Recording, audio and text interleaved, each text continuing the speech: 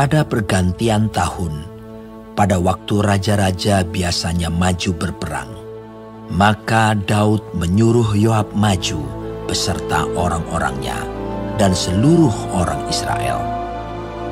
Mereka memusnahkan Bani Amon dan mengepung kota Raba, sedang Daud sendiri tinggal di Yerusalem.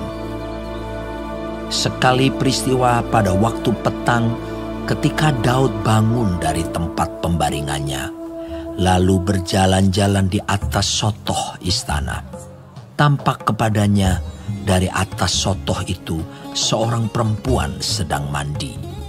Perempuan itu sangat elok rupanya. Lalu Daud menyuruh orang bertanya tentang perempuan itu, dan orang berkata, "Itu adalah Batsheba binti Eliam, istri Uria orang Het itu." Sesudah itu Daud menyuruh orang mengambil dia. Perempuan itu datang kepadanya. Lalu Daud tidur dengan dia. Perempuan itu baru selesai membersihkan diri dari kenajisannya. Kemudian pulanglah perempuan itu ke rumahnya. Lalu mengandunglah perempuan itu dan disuruhnya orang memberitahukan kepada Daud. Demikian, "Aku mengandung." Lalu Daud menyuruh orang kepada Yoab mengatakan, "Suruhlah Uria orang Het itu datang kepadaku." Maka Yoab menyuruh Uria menghadap Daud. Ketika Uria masuk menghadap dia, bertanyalah Daud tentang keadaan Yoab dan tentara dan keadaan perang. Kemudian berkatalah Daud kepada Uria, "Pergilah ke rumahmu dan basuhlah kakimu." Ketika Uria keluar dari istana, maka orang menyusul dia dengan membawa hadiah raja. Tetapi Uria membaringkan diri di depan pintu istana bersama-sama hamba tuannya dan tidak pergi ke rumahnya. Diberitahukan kepada Daud demikian. Uria tidak pergi ke rumahnya. Lalu berkatalah Daud kepada Uria, "Bukankah engkau baru pulang dari perjalanan? Mengapa engkau tidak pergi ke rumahmu?" Tetapi Uria berkata kepada Daud, "Tabut serta orang Israel dan orang Yehuda diam dalam pondok. Juga tuanku Yoab dan hamba-hamba tuanku sendiri berkemah di padang. Masakan aku pulang ke rumahku untuk makan, minum, dan tidur dengan istriku? Demi hidupmu dan demi nyawamu, aku takkan melakukan hal itu." Kata Daud kepada Uria, "Tinggallah hari ini di sini. Besok aku akan melepas engkau pergi." Jadi Uria tinggal di Yerusalem pada hari itu. Keesokan harinya, Daud memanggil dia untuk makan dan minum dengan dia, dan Daud membuatnya mabuk. Pada waktu malam, keluarlah Uria untuk berbaring tidur di tempat tidurnya, bersama-sama hamba-hamba tuannya. Ia tidak pergi ke rumahnya. Paginya Daud menulis surat kepada Yoab dan mengirimkannya dengan perantaraan Uria. Ditulisnya dalam surat itu demikian, "Tempatkanlah Uria di barisan depan dalam pertempuran yang paling hebat. Kemudian kamu mengundurkan diri daripadanya, supaya ia terbunuh mati." Pada waktu Yoab mengepung kota Raba, ia menyuruh Uria pergi ke tempat yang diketahuinya ada lawan yang gagah perkasa. Ketika orang-orang kota itu keluar menyerang dan berperang melawan Yoab, maka gugurlah beberapa orang dari tentara, dari anak buah Daud. Juga Uria, orang Het itu, mati. Kemudian Yoab menyuruh orang memberitahukan kepada Daud jalannya pertempuran itu. Ia memerintahkan kepada suruhan itu demikian, "Jika engkau sudah selesai mengabarkan jalannya pertempuran itu kepada raja, dan jikalau raja menjadi geram dan berkata kepadamu, 'Mengapa kamu demikian dekat ke kota itu untuk berperang? Tidakkah kamu tahu bahwa orang akan memanah dari atas tembok?' siapakah yang menewaskan Abimelek bin Yerubeset? Bukankah seorang perempuan menimpakan batu kilangan kepadanya dari atas tembok, sehingga ia mati di Tebes? Mengapa kamu demikian dekat ke tembok itu? Maka haruslah engkau berkata, juga hambamu Uria, orang Het itu, sudah mati. Lalu pergilah suruhan itu, dan sesampainya ia memberitahukan kepada Daud segala yang diperintahkan Yoab kepadanya. Suruhan itu berkata kepada Daud, "Orang-orang itu lebih kuat daripada kami, dan keluar menyerang kami di padang. Tapi kami mendesak mereka kembali sampai ke lubang pintu gerbang. Pada waktu itu pemanah-pemanah menembak kepada hamba-hambamu dari atas tembok, sehingga beberapa dari hamba raja mati. Juga hambamu Uria, orang Het itu, sudah mati." Kemudian berkatalah Daud kepada suruhan itu, "Beginilah kau katakan kepada Yoab, janganlah sebal hatimu karena perkara ini, sebab sudah biasa pedang makan orang ini atau orang itu. Sebab itu perhebatlah seranganmu terhadap kota itu, dan runtuhkanlah itu. Demikianlah kau harus kuatkan hatinya." Ketika didengar istri Uria bahwa Uria suaminya sudah mati, maka merataplah ia karena kematian suaminya itu. Setelah lewat waktu berkabung, maka Daud menyuruh membawa perempuan itu ke rumahnya. Perempuan itu menjadi istrinya dan melahirkan seorang anak laki-laki baginya. Tetapi hal yang telah dilakukan Daud itu adalah jahat di mata Tuhan. Tuhan mengutus Natan kepada Daud. Ia datang kepada Daud dan berkata kepadanya, "Ada 2 orang dalam suatu kota, yang seorang kaya, yang lain miskin. Si kaya mempunyai sangat banyak kambing domba dan lembu sapi. Si miskin tidak mempunyai apa-apa selain dari seekor anak domba betina yang kecil yang dibeli dan dipeliharanya. Anak domba itu menjadi besar padanya bersama-sama dengan anak-anaknya, makan dari suapnya dan minum dari pialanya dan tidur di pangkuannya, seperti seorang anak perempuan baginya. Pada suatu waktu, orang kaya itu mendapat tamu, dan ia merasa sayang, mengambil seekor dari kambing dombanya atau lembunya untuk memasaknya bagi pengembara yang datang kepadanya itu. Jadi, ia mengambil anak domba betina kepunyaan si miskin itu dan memasaknya bagi orang yang datang kepadanya itu. Lalu Daud menjadi sangat marah karena orang itu, dan ia berkata kepada Natan, "Demi Tuhan yang hidup, orang yang melakukan itu harus dihukum mati. Dan anak domba betina itu harus dibayar gantinya 4 kali lipat, karena ia telah melakukan hal itu, dan oleh karena ia tidak kenal belas kasihan." Kemudian berkatalah Natan kepada Daud, "Engkaulah orang itu. Beginilah firman Tuhan, Allah Israel. Akulah yang mengurapi engkau menjadi raja atas Israel. Dan akulah yang melepaskan engkau dari tangan Saul. Telah kuberikan isi rumah tuanmu kepadamu, dan istri-istri tuanmu ke dalam pangkuanmu. Aku telah memberikan kepadamu kaum Israel dan Yehuda. Dan seandainya itu belum cukup, tentu kutambah lagi ini dan itu kepadamu.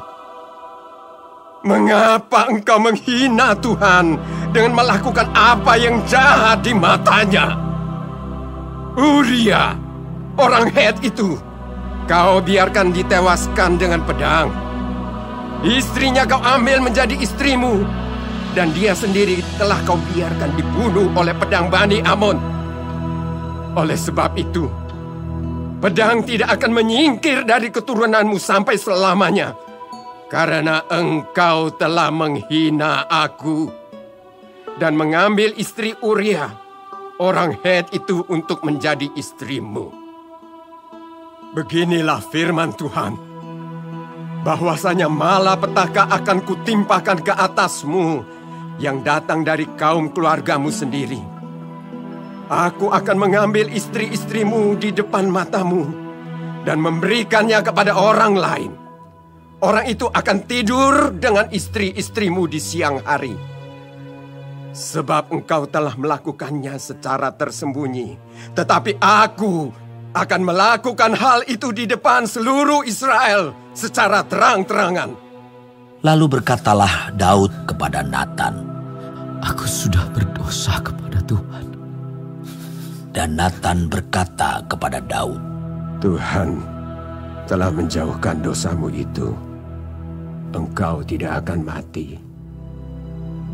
Walaupun demikian, karena engkau dengan perbuatan ini telah sangat menista Tuhan, pastilah anak yang lahir bagimu itu akan mati. Kemudian pergilah Natan ke rumahnya, dan Tuhan menulahi anak yang dilahirkan bekas istri Uria bagi Daud, sehingga sakit. Lalu Daud memohon kepada Allah oleh karena anak itu. Ia berpuasa dengan tekun, dan apabila ia masuk ke dalam, semalam-malaman itu ia berbaring di tanah. Maka datanglah kepadanya para tua-tua yang di rumahnya untuk meminta ia bangun dari lantai. Tetapi ia tidak mau. Juga ia tidak makan bersama-sama dengan mereka. Pada hari yang ke-7 matilah anak itu. Dan pegawai-pegawai Daud takut memberitahukan kepadanya bahwa anak itu sudah mati. Sebab mereka berkata, Ketika anak itu masih hidup, kita telah berbicara kepadanya, tetapi ia tidak menghiraukan perkataan kita. Bagaimana kita dapat mengatakan kepadanya, anak itu sudah mati? Jangan-jangan ia mencelakakan diri. Ketika Daud melihat bahwa pegawai-pegawainya berbisik-bisik, mengertilah ia bahwa anak itu sudah mati. Lalu Daud bertanya kepada pegawai-pegawainya, Sudah matikah anak itu? Jawab mereka, Sudah. Lalu Daud bangun dari lantai. Ia mandi dan berurap dan bertukar pakaian. Ia masuk ke dalam rumah Tuhan dan sujud menyembah. Sesudah itu pulanglah ia ke rumahnya, dan atas permintaannya dihidangkan kepadanya roti, lalu ia makan. Berkatalah pegawai-pegawainya kepadanya, Apakah artinya hal yang kau perbuat ini? Oleh karena anak yang masih hidup itu, engkau berpuasa dan menangis. Tetapi sesudah anak itu mati, engkau bangun dan makan. Jawabnya, Selagi anak itu hidup, aku berpuasa dan menangis. Karena pikirku, siapa tahu Tuhan mengasihani aku, sehingga anak itu tetap hidup. Tetapi sekarang ia sudah mati. Mengapa aku harus berpuasa? Dapatkah aku mengembalikannya lagi? Aku yang akan pergi kepadanya, tetapi ia tidak akan kembali kepadaku. Kemudian Daud menghibur hati Batsheba, istrinya. Ia menghampiri perempuan itu dan tidur dengan dia. Dan perempuan itu melahirkan seorang anak laki-laki. Lalu Daud memberi nama Salomo kepada anak itu. Tuhan mengasihi anak ini. Dan dengan perantaraan Nabi Natan, ia menyuruh menamakan anak itu Yedija, oleh karena Tuhan. Yoab berperang melawan Raba, kota Bani Ammon, dan ia merebut kota kerajaan. Lalu Yoab menyuruh orang kepada Daud dengan pesan, Aku berperang melawan kota Raba, dan telah merebut pula kota Air. Oleh sebab itu, kumpulkanlah sisa tentara, kepunglah kota itu, dan rebutlah, supaya jangan aku yang merebut kota itu, dan jangan namaku menjadi juga nama kota itu. Sesudah itu Daud mengumpulkan seluruh tentara. Ia berangkat ke kota Raba dan berperang melawannya, lalu merebutnya. Ia mengambil mahkota dari kepala raja mereka, beratnya setalenta emas, bertatahkan sebuah batu permata yang mahal, dan itu dikenakan pada kepala Daud. Juga diangkutnya banyak sekali jarahan dari kota itu. Penduduk kota itu diangkutnya dan dipaksanya bekerja dengan gergaji, penggerek besi, dan kapak. Juga dipekerjakannya mereka di tempat pembuatan batu bata. Demikianlah juga diperlakukan Daud segala kota Bani Ammon. Sesudah itu pulanglah Daud dengan seluruh tentara ke Yerusalem.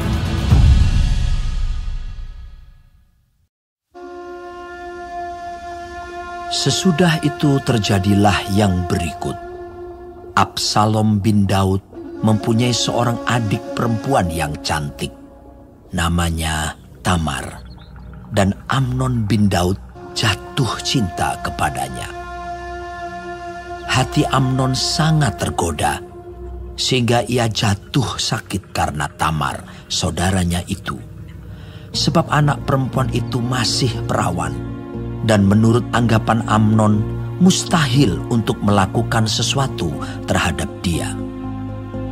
Amnon mempunyai seorang sahabat bernama Yonadab, anak Simea, kakak Daud. Yonadab itu seorang yang sangat cerdik. Katanya kepada Amnon, Hai anak raja, mengapa engkau demikian merana setiap pagi? Tidakkah lebih baik engkau memberitahukannya kepadaku? Kata Amnon kepadanya, Aku cinta kepada Tamar, adik perempuan Absalom, saudaraku itu. Lalu berkatalah Yonadab kepadanya, Berbaringlah di tempat tidurmu dan berbuat pura-pura sakit. Apabila ayahmu datang menengok engkau, maka haruslah engkau berkata kepadanya, Izinkanlah adikku Tamar datang memberi aku makan. Apabila ia menyediakan makanan di depan mataku, sehingga aku dapat melihatnya, maka aku akan memakannya dari tangannya. Sesudah itu berbaringlah Amnon dan berbuat pura-pura sakit.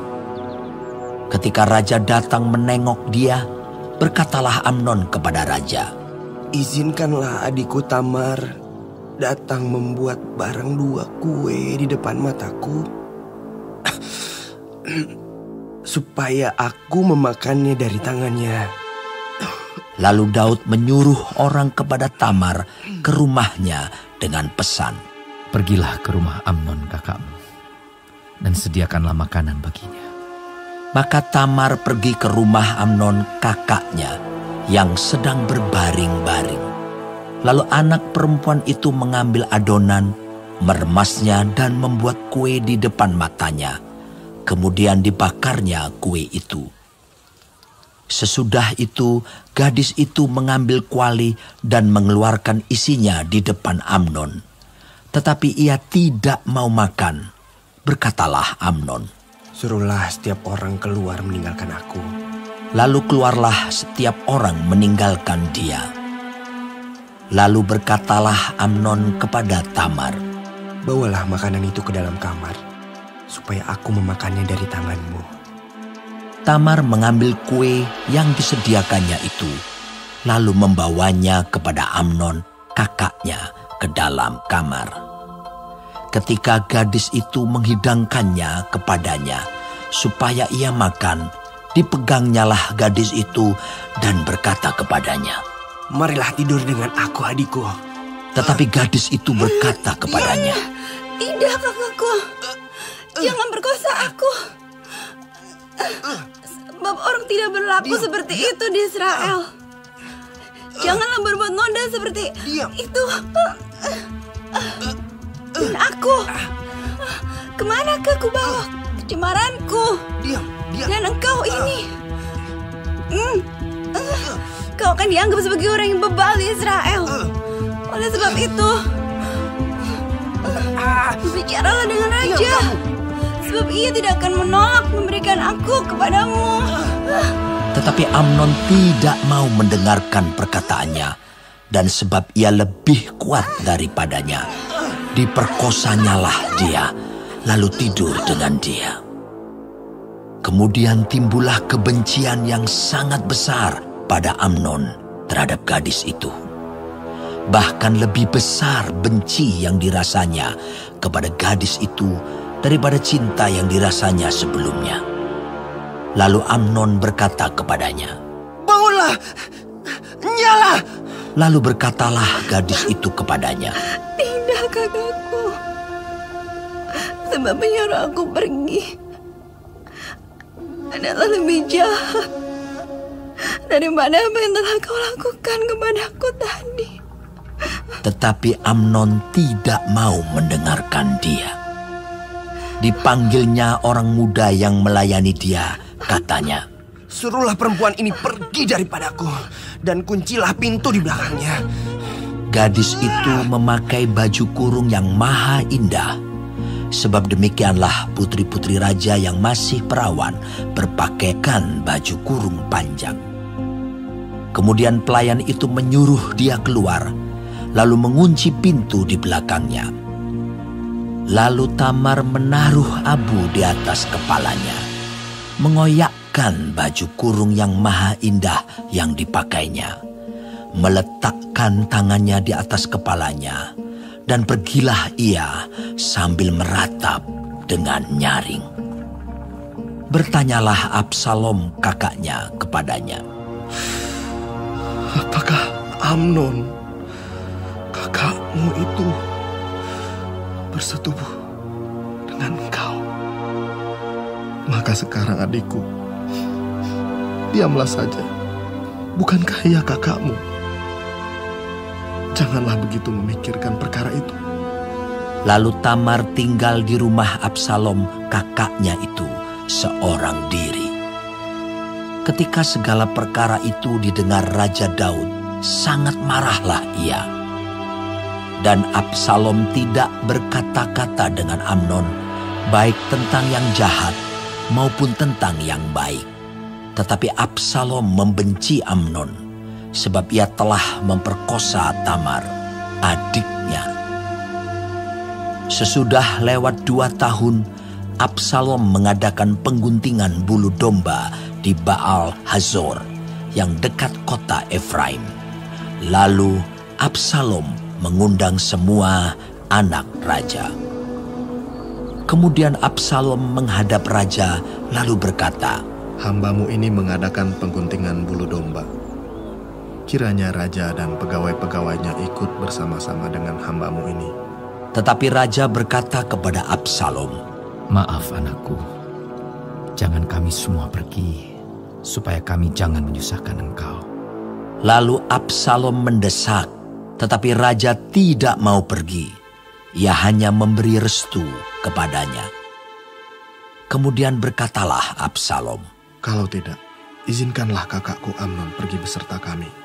Tetapi raja menjawabnya, "Apa gunanya ia pergi bersama-sama dengan engkau?" Tetapi ketika Absalom mendesak, diizinkannyalah Amnon dan semua anak raja pergi beserta dia. Lalu Absalom memerintahkan orang-orangnya demikian, "Perhatikan, apabila hati Amnon menjadi gembira karena anggur, Dan aku berkata kepadamu, paranglah Amnon, maka haruslah kamu membunuh dia. Jangan takut. Bukankah aku yang memerintahkannya kepadamu? Kuatkanlah hatimu dan tunjukkanlah dirimu sebagai orang yang gagah perkasa. Orang-orang Absalom memperlakukan Amnon seperti yang diperintahkan Absalom. Lalu bangunlah semua anak raja itu.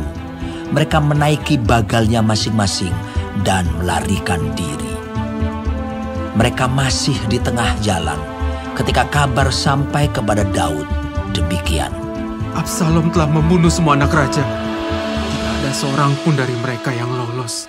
Lalu bangunlah raja, dikoyakkannya pakaiannya dan berbaring di lantai. Dan semua pegawainya yang hadir padanya mengoyakkan pakaian mereka.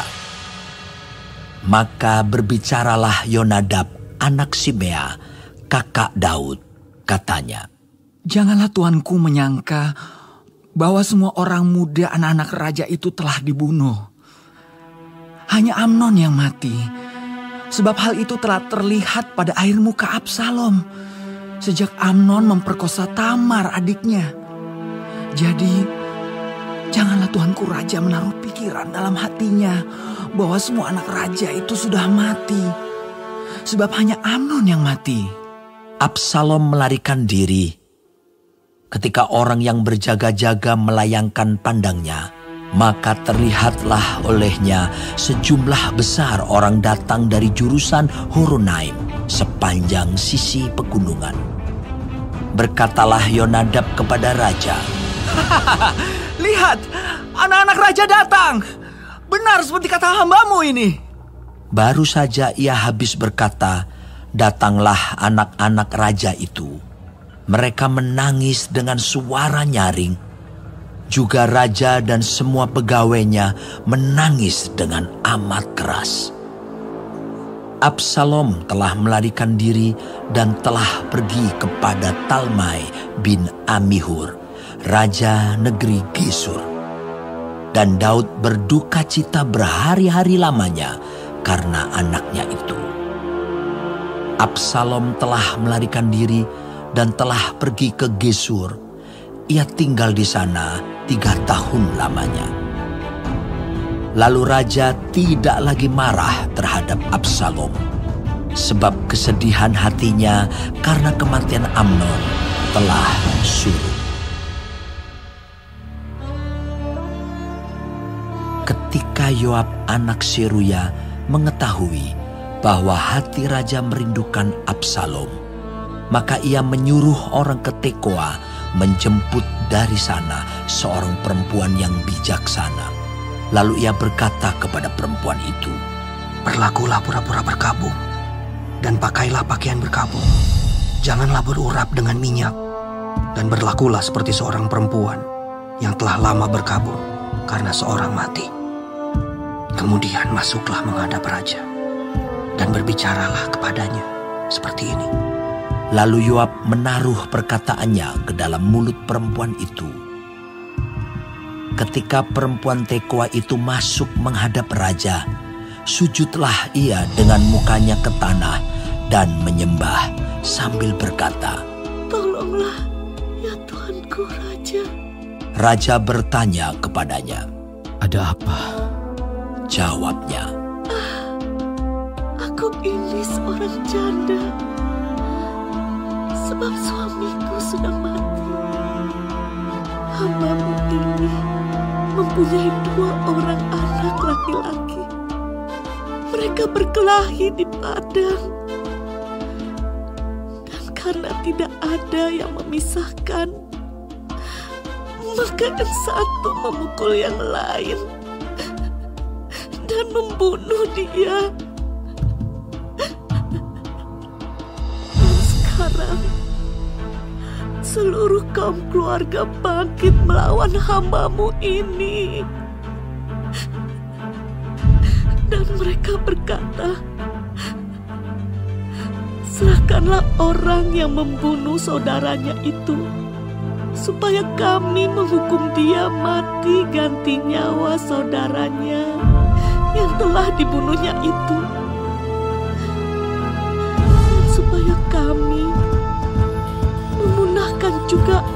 waris itu.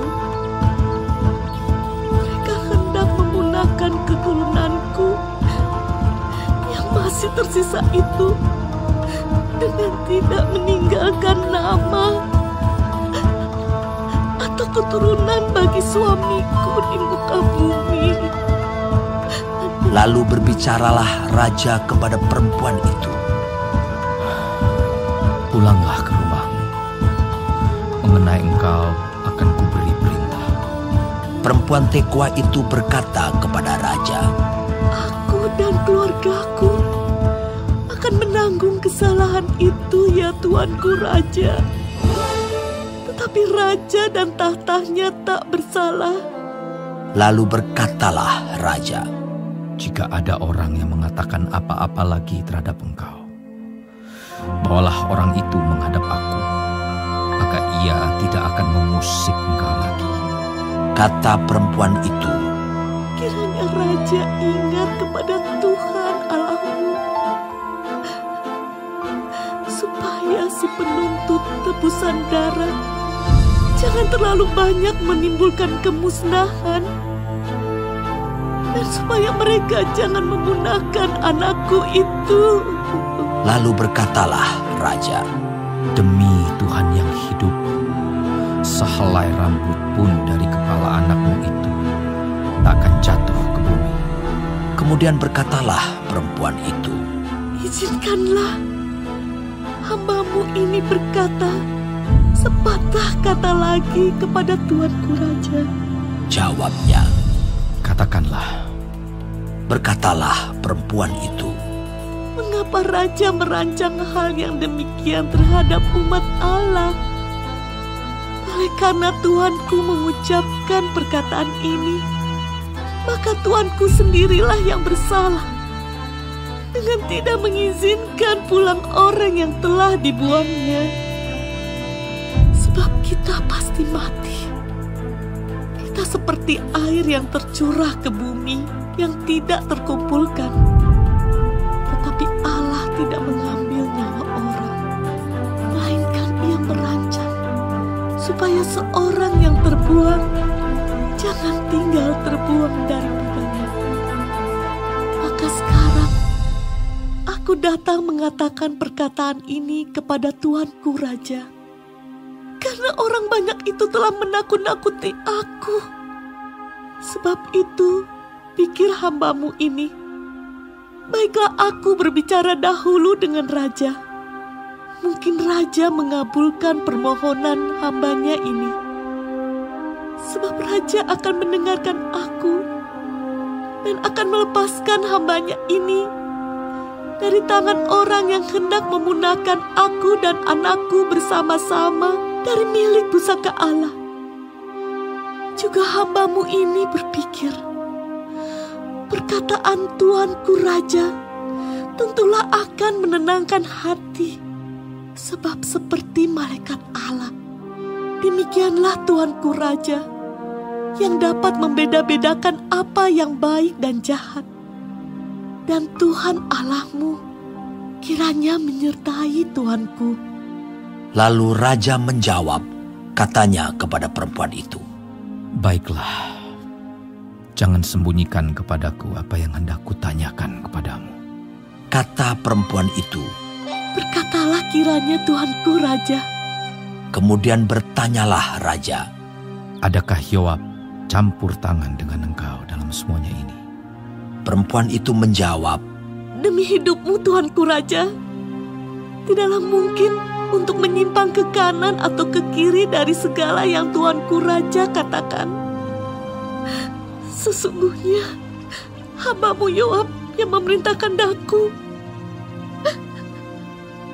Dialah yang menaruh ke dalam mulut hamba-Mu segala perkataan ini dengan maksud untuk mengubah rupa perkara itu.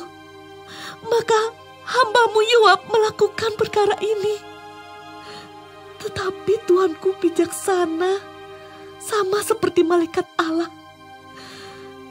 sehingga mengetahui semua yang terjadi di bumi.